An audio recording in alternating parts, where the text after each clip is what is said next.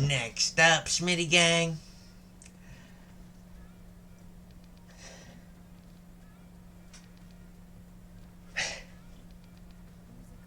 I thought I smelled something.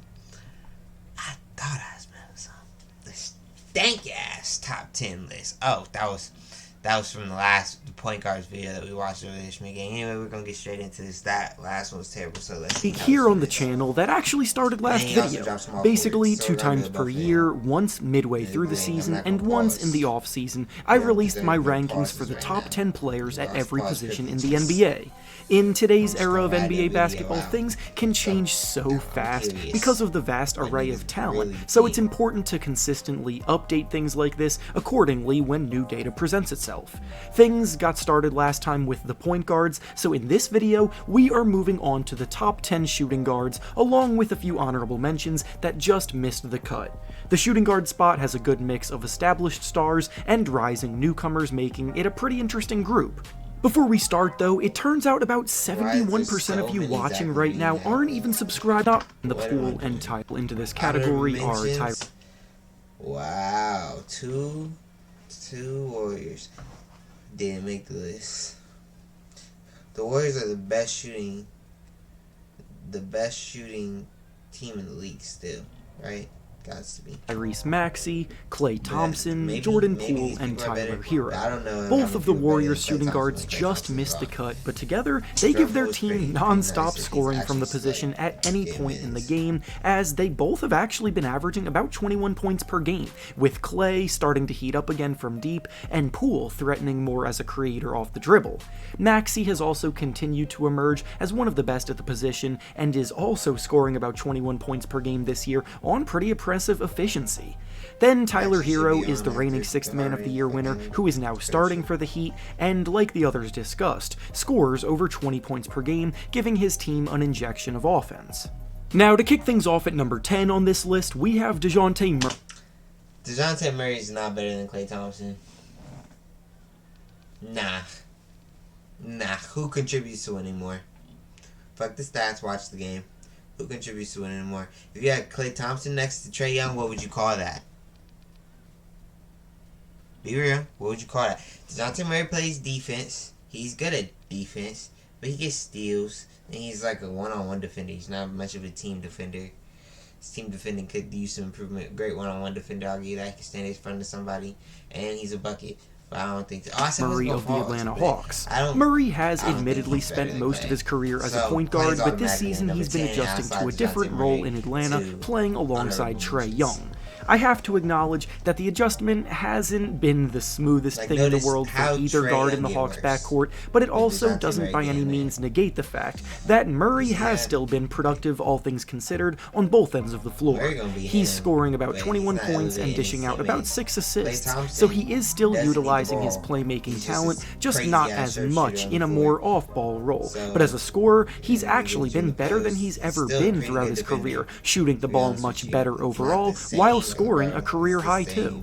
Up next at number 9, we have CJ McCollum of the New Orleans Pelicans. CJ was moved from Portland to New Orleans last season, and going to a new team breathed a lot of life back into his career. He has the ball in his hands a lot more now. He's putting up about 21 points per game, which, now that I say it out loud, I'm realizing how funny it is, how a lot of these guards are scoring the exact same amount. He's still knocking down a high volume of threes efficiently, and he's dishing out a career-high 6 assists per game.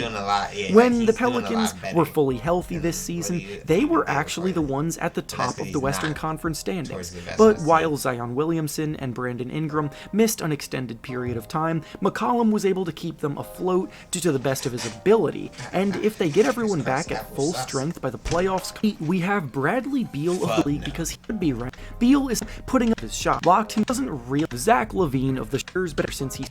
How many of you have a spare bedroom? Just a bedroom that's sitting empty. All of you should be taking that spare. For a player who at his best was tossed up, so there's 24 points as.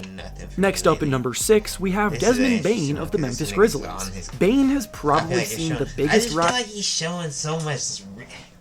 He's saying right now. I get it. You're saying right now, but right now is still people like. I feel like they're saying the NBA. People think the NBA is too fluctuating too, fluid flowing. It's not. Like, people be hot, but like at the end of the day, the scouting report for somebody is still gonna be the same. The scouting report for Klay Thompson is still ridiculous, right? Guys on this list since the last edition because his combination of production and two-way contribution for a top 3 team in the league record-wise gives him a worthy boost. Bane is scoring about 22 points per game this year, he makes 46% of his shots, and most importantly, he is a lights-out shooter, making 42% of his threes on a pretty sizable volume of attempts, while also contributing to the Grizzlies' top 2 ranked defense. Ja Morant gets a lot of the attention in Memphis, and rightfully so, but Bane has been a fantastic number 2 option alongside him. Up next at number 5, we have Anthony Edwards of the Minnesota Timberwolves. The former number 1 overall pick in the draft has been having the best year of his young career this season, and he continues to gradually improve over time. Not only does he make the game incredibly entertaining with his highlight dunks and tough shot making, but he's also playing smarter and producing more efficiently this year. He's putting up about 25 points per game, making 47% of his shots and 38% of his threes, and in spite of the fact that the Timberwolves have been generally disappointing as a squad this year, he has been one of the few consistently good things throughout. Next up at number 4, we have Paul George of the Los Angeles Clippers. Paul George has been in the league for quite some time now, and he's been one of the best players at the position for a majority of it. This season specifically, he's doing a lot of what he typically does as a volume scorer who can catch fire in any given moment, while also playing strong perimeter defense, but the consistency at which he done this so far, we have conference pretty much from the get-go after making the finals last year, and Brown has been the player that has been scoring about 27 points per game, making 49% of his shots, and his ability to take over a game offensively makes the life of Jason Tatum much easier while making the lives of opposing defenders much harder. The Celtics legitimately have 2 stud wing players that teams have to try to slow down, which is no easy task, and they're once again the favorites to go all the way for a reason. Next up at number 2, we have Devin Booker of the Phoenix Suns. The top of the shooting guard list features some of the premier scoring talents in the league, and Booker is no exception. In fact, him missing about 20 games so far this year has only further exemplified his value to the Suns' success because they have fallen off of a cliff without him compared to performing like a contender with him. He's also scoring about 27 points per game this year, he's a dynamic, tough shot maker, and that creativity is vital to what the team does. And finally, at number 1 on this list of the best shooting guards right now, we have Donovan Mitchell of the Cleveland Cavaliers. Mitchell has taken his game to another level ever since escaping Utah, and now he looks like he's living his best life. Across the board, Mitchell is having what is easily the best year of his career, as he's dropping a career-high 28 points per game, while shooting a career-high from both the field and from 3, which is even more impressive with his shot attempts going up. The Cavaliers have a rock-solid defensive core, and they traded for Mitchell for the sole purpose of sparking their offense, and that is exactly what he has done. And with that being said, that's all I have for you today. Come on, he spends all the time when he catch motherfuckers and then gets to number 1, like, yeah, I get it, we all knew.